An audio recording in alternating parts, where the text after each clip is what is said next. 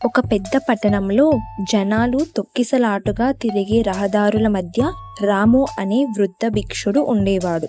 ప్రతిరోజు మార్కెట్ మూలలో ఒక మూలన కూర్చొని తన ముందు ఒక చిన్న నాణెపు బౌల్ పట్టుకొని మృదువైన స్వరంలో అడిగేవాడు, దయచేసి సహాయం చేయండి మంచివాళ్ళ అంటూ.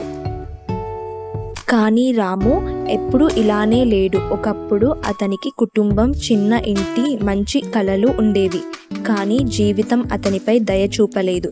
వ్యాధి అతని భార్యను తీసుకుపోయింది. తరువాతి కాలంలో అతను అన్నీ కోల్పోయి ఒంటరిగా మారిపోయాడు. అయినప్పటికీ రాము హృదయం మంచితనంతో నిండిపోయి ఉండేది.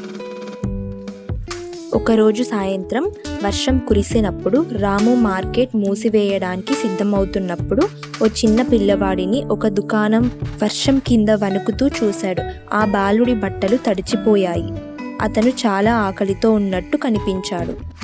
రాము తన దగ్గర ఉన్న కొద్దిపాటి నాణేలు తీసుకుని దగ్గరలో ఉన్న బండి నుండి వేడి వేడి బ్రెడ్ను కొని పిల్లవాడికి ఇచ్చాడు.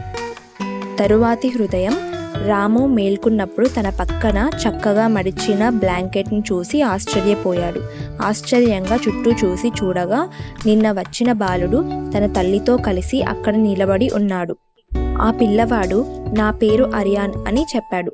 మీరు నిన్న నాకు చేసిన సహాయం నేను ఎప్పటికీ మర్చిపోలేను. మీకు ధన్యవాదాలు చెప్పాలని అనుకున్నాం. రాము కళ్ళల్లో ఆనంద బాష్పాలు వచ్చాయి. ఆ సంఘటన తరువాత మార్కెట్లో ఉన్న జనాలు రామును మరో రకంగా చూడడం మొదలుపెట్టారు. నిత్యం కొంతమంది భోజనం అందించేవారు, మరికొందరు మాటలు మాట్లాడి వెళ్ళేవారు.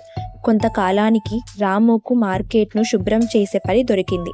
అరియాన్, అతని తల్లి తరచూ రామును చూసేందుకు వచ్చేవారు. కొద్ది రోజులలోనే రాము జీవితంలో వెలుగు కనిపించింది. Please do like, share and subscribe.